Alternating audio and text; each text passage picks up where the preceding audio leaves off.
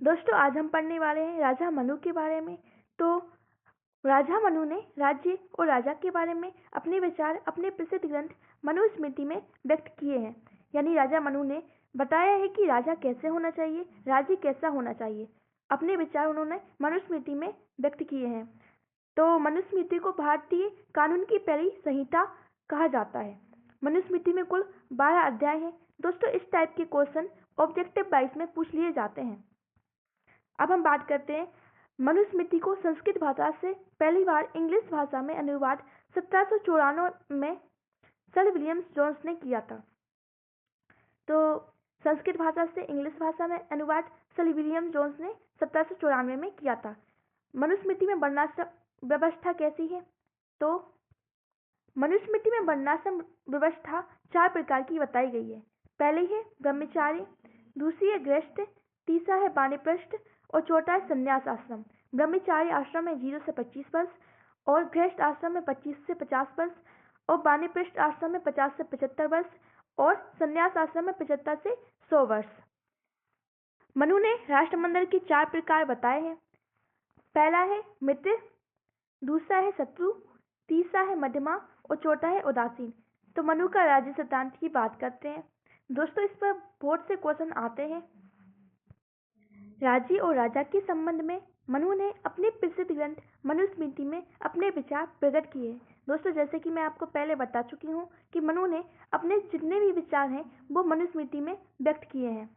तो मनुस्मृति में मनु ने राज्य की उत्पत्ति के 2 सिद्धांत बताए हैं।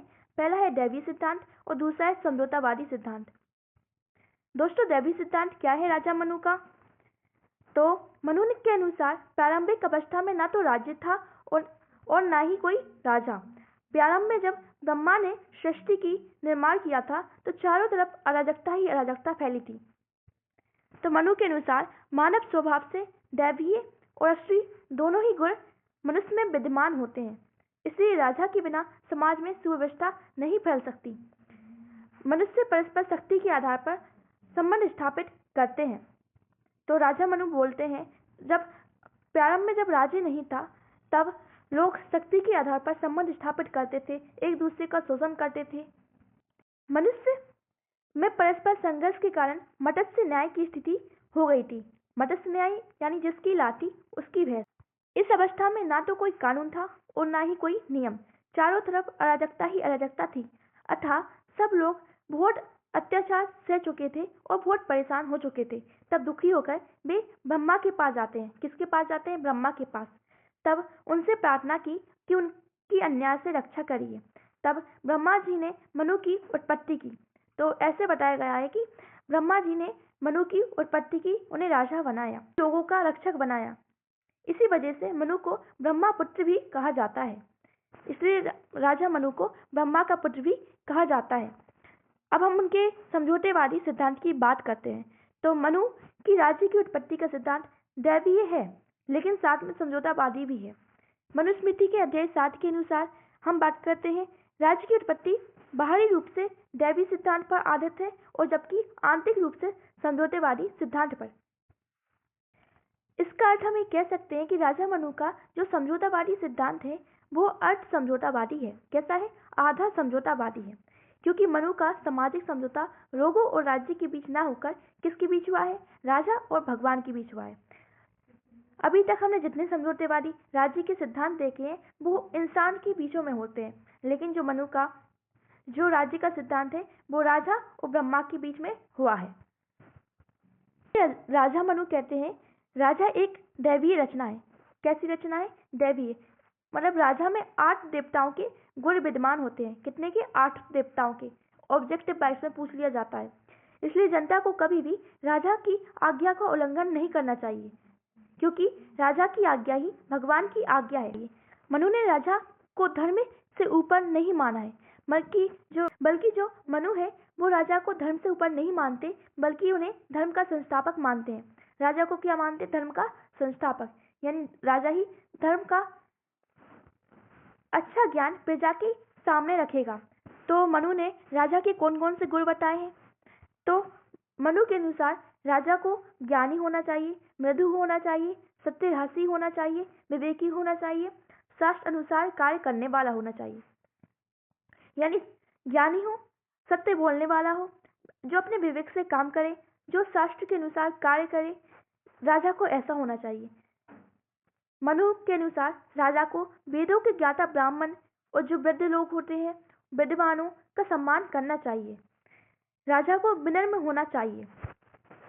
राजा को संयमी होना चाहिए। राजा को काम, क्रोध, मोह, मद इन सबसे दूर होना चाहिए। राजा को युद्ध से कभी भयभीत नहीं होना चाहिए, अर्थात ऐसा राजा होना चाहिए जो युद्ध करने के लिए हमेशा तत्पर हो, लेकिन कभी युद्ध से डरे ना। राजा को मद्यपान, जुआ, पराई स्त्री और आखेट से दूर होना चाहिए। राजा को क्रोधी नहीं होना चाहिए, यानी बात बात पर उसे क्रोध आ जाए, ऐसा राजा नहीं होना चाहिए। और ना ही राजा को हठी होना चाहिए, मतलब हम ये करेंगे तो करेंगे। राजा को अपनी इंद्रियों पर नियंत्रण रखने वाला होना चाहिए, जो अपनी इंद्रियों पर नियंत्रण रख सके, ऐसा राजा होना चाहिए।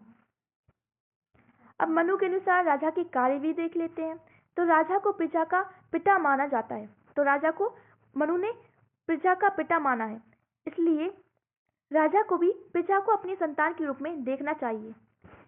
तो राजा के कार्य क्या है? तो जनता की बाहरी आक्रमण से सुरक्षा करना, यानी बाहर से कोई आक्रमण हो रहा है तो उसकी सुरक्षा करना राजा का काम है। राजा को कानून व्यवस्था बनाए रखना, राजा को कठोर दंड व्यवस्था बनाए रखना। ऐसा करने से समाज में अन्याय कम हो। लोगों की संपत्ति की रक्षा करना राजा का काम है। ब्राह्मणों को सुरक्षा देना राजा का काम है। सामाजिक बुराइयों को दूर करना राजा का कार्य है। राजदूतों की नियुक्ति करना राजा का प्रमुख कार्य है। किसी विषय पर बहुमत होने पर राजा आज्ञा के अनुसार कार्य करना, ये भी राजा का काम है। शत्रु के अपराध के अनुसार उसे धन वसूलना, ये भी राजा का काम है। लेकिन यह बात विचारनीय है कि मनु ने राजा को होप्स के राजा की तरह तानाशाही नहीं माना है, यानी जो मनु का राजा है वो धर्म का संस्थापक होगा, धर्म की रक्षा करेगा। अब हम बात करते हैं मनु के सप्तांग सिद्धांत के बारे में। तो मनु ने राज्य के स्वरूप, उसकी प्रगति, राज्य के लिए एक साव्याप प्रतिपादन किया, जिसे हम सप्तांग सिद्धांत के रूप में जानते हैं। मनु ने राज्य की प्रगति के बारे में, राज्य कैसा होना चाहिए, इसके लिए उन्होंने एक साव्याप सिद्धांत बताया था, और जिसे हम सप्तांग सिद्धांत के रूप से जानते हैं। आधुनिक युग में पाश्चात्य चिंतन में राजा के 4 अंग बताए गए हैं, जैसे कि भूभाग, जनसंख्या, सरकार, संप्रभुता।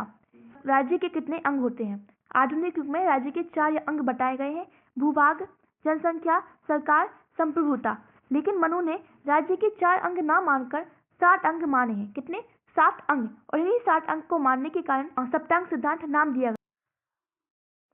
पहला है स्वामी, दूसरा है अमात्य, तीसरा है पुर, चौथा है राष्ट्र, 5वां दंड, 6ठा कोष, 7वां मित्र।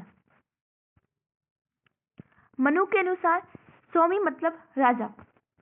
मनु के अनुसार किसी भी राज्य में राजा का होना अत्यंत आवश्यक है। राजा के पद को सर्वाधिक महत्व दिया है मनु ने। बिना राजा के राज्य में अराजकता फैल जाती है। राजा ही समाज में शांति व्यवस्था स्थापित करता है, वही प्रजा के जीवन में सुख और शांति लाता है। तो राजा ही प्रजा के जीवन में सुख शांति स्थापित करता है। दूसरा है अमात्य। मनु ने राजा की सहायता के लिए अमात्य अर्थात मंत्रियों का होना आवश्यक माना है। बिना मंत्री के राजा विभिन्न प्रकार के दायित्वों का निर्वहन नहीं कर सकता। अमात्य के बारे में भी अपने सिद्धांत में बताया गया है।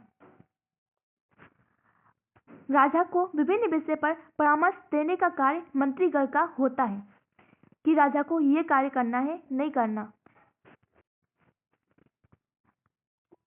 तीसरा है पुर। मनु के सप्तांग सिद्धांत में राजा के रहने का स्थान ही राजधानी है। तो मनु के सप्तांग सिद्धांत में जहाँ राजा रहता है, जहाँ प्रजा रहती है, वह स्थान का है, वो स्थान राजधानी है। राजधानी राज्य का वह केंद्र होता है जिसमें शासन के कार्यों का संचार होता है। तो राजधानी में शासन के सभी कार्यों का संचार होता है। तो मनु ने पुर और दुर्ग को दोनों को ही पर्यायवाची माना है। अब मनु कहते हैं कि पुर ऐसे स्थान पर होने चाहिए जहाँ पर्याप्त मात्रा में पशु पक्षी हो, मनुष्य हो, पौधे हो, जहाँ के निवासी आज्ञाकारी हो, यानी राजा की आज्ञा का पालन करने वाले हो, नम्र हो और वह शत्रु से सुरक्षित हो। ऐसे स्थान को मनु ने पुर बनाने के लिए कहा है। पुर या राजधानी की रक्षा के लिए मनु ने 6 प्रकार के दुर्ग का बताया है। तो उनके अनुसार पहला दुर्ग है धनुर्दुर्ग, दूसरा है महिदुर्ग, तीसरा है जल दुर्ग, चौथा है वृक्ष दुर्ग, पांचवा है गिरि दुर्ग और छठा है सेना दुर्ग। तो धनुर्दुर्ग जो कि मिट्टी से बना हुआ दुर्ग है, महिदुर्ग जो पत्थरों से बना हुआ दुर्ग है, जल दुर्ग यानी नदी और पानी से घिरा हुआ दुर्ग जल दुर्ग है, वृक्ष दुर्ग वृक्षों से घिरा हुआ दुर्ग वृक्ष दुर्ग, गिरि दुर्ग यानी पर्वत श्रृंखलाओं से घिरा हुआ दुर्ग गिरि दुर्ग, और सेना दुर्ग जो प्राकृतिक अनुकूलता ना होने पर सेना से घिरा हो उसे सेना दुर्ग कहते हैं। अब हम बात करते हैं राष्ट्र के बारे में। तो मनु ने राष्ट्र का अर्थ ग्रामों के संगठन से लिया है, यानी मनु ने राष्ट्र का अर्थ किससे? ग्रामों के संगठन से लिया है। राष्ट्र में नगर भी होंगे पर उनकी संख्या बहुत कम होंगी। राष्ट्र में ज्यादातर गांव होंगे। मनु ने स्वराष्ट्र और परराष्ट्र के बीच विचार भी किया है तथा मनु ने अपना मत दिया है कि पड़ोसी राष्ट्र के साथ राजा को मधुर संबंध बनाकर रखना चाहिए। अगला है कोष। राज्य के संचालन के लिए कोष अति आवश्यक है।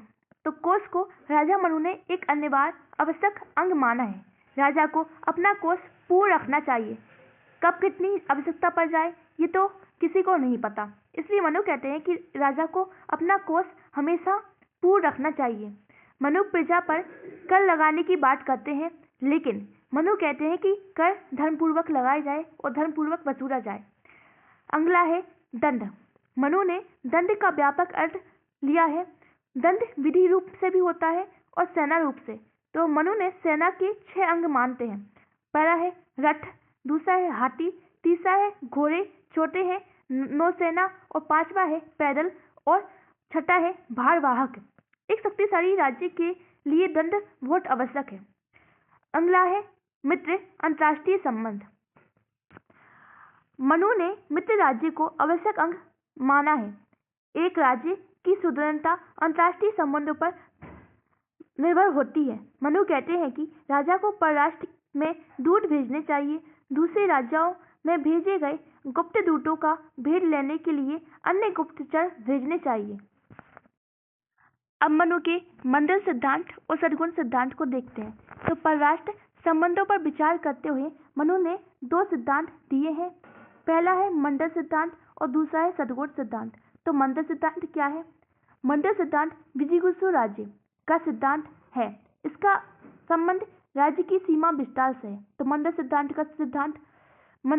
का संबंध किससे है? राज्य की सीमा विस्तार से। अब ये विजिगुप्त राज्य क्या होता है?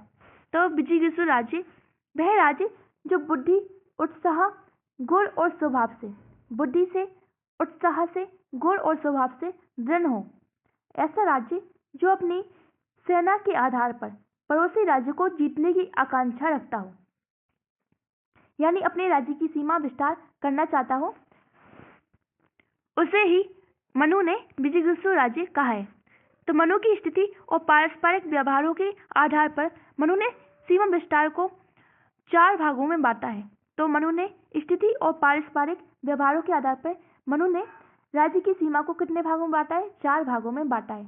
तो मंडल सिद्धांत में मित्र राज्य, दूसरा है अधिराज्य, तीसरा है मध्यम राज्य और चौथा है उदासीन राज्य। मनु के अनुसार मित्र राज्य कौन सा है? वह राज्य जो विजिगुप्त राज्य का मित्र हो, यानी वह राज्य जो हमारे राज्य का मित्र हो। मनु के अनुसार उसे मित्र राज्य कहा गया है। अधिराज्य, मनु के अनुसार अधिराज्य वह राज्य जो विजिगुप्त राज्य का शत्रु हो, हमारे राज्य का शत्रु हो, उसे विजिगुप्त राज्य का शत्रु या अधिराज्य कहा गया है। तीसरा है मध्यम राज्य। तो मनु ने मध्यम राज्य उसे कहा है जो विजिगुप्त राज्य और अधिराज्य की सहायता व विरोध करने की शक्ति रखता हो और आवश्यकता पड़ने पर मध्यस्थता भी कर सकता हो।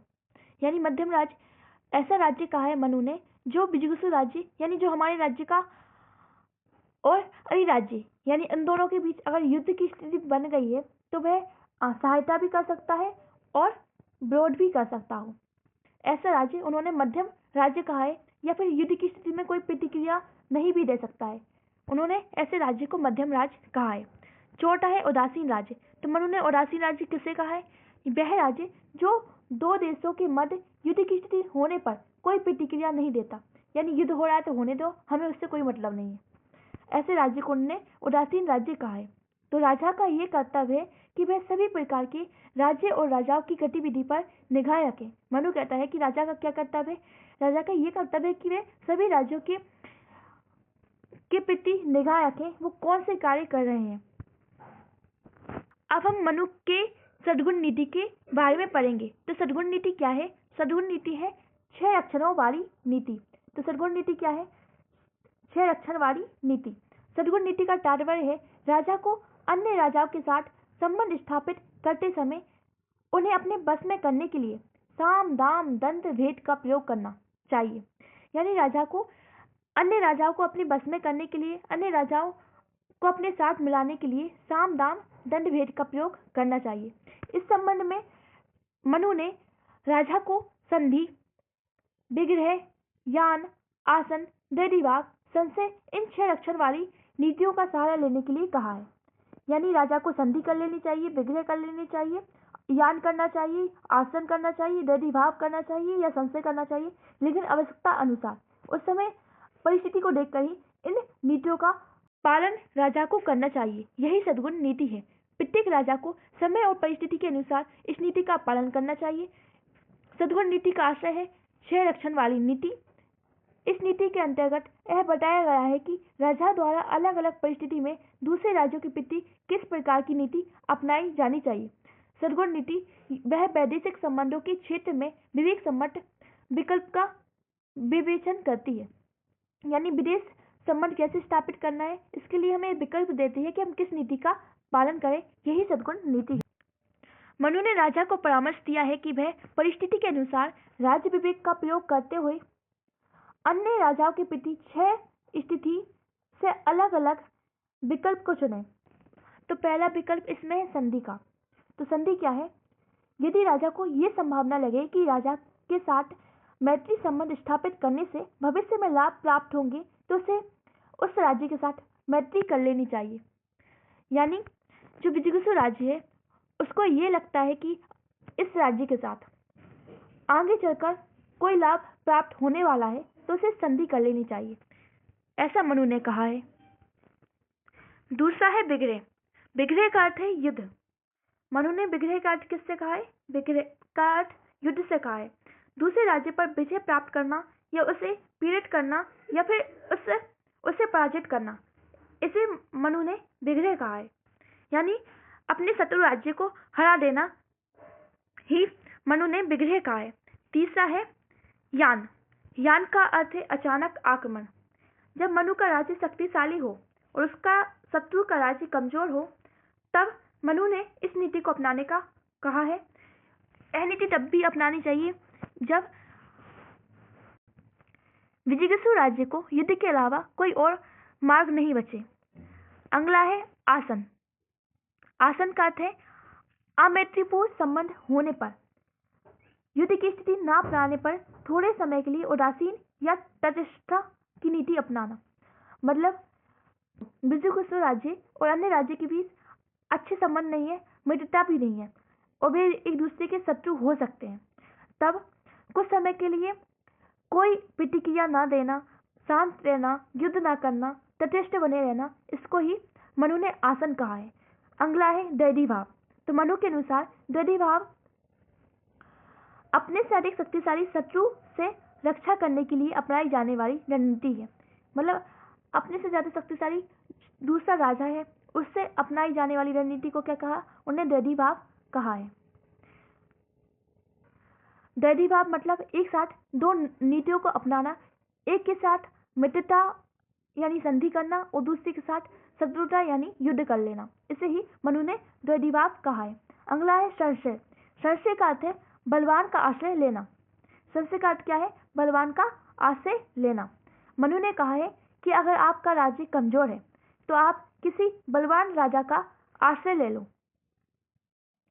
दोस्तों, इस प्रकार हमने पढ़ा है कि मनु का राज्य का सिद्धांत कैसा था, मनु का सप्तांग सिद्धांत कैसा था, मनु का सद्गुण सिद्धांत कैसा था। दोस्तों, आप सभी को ये वीडियो कैसी लगी हमें कमेंट करके बताएं।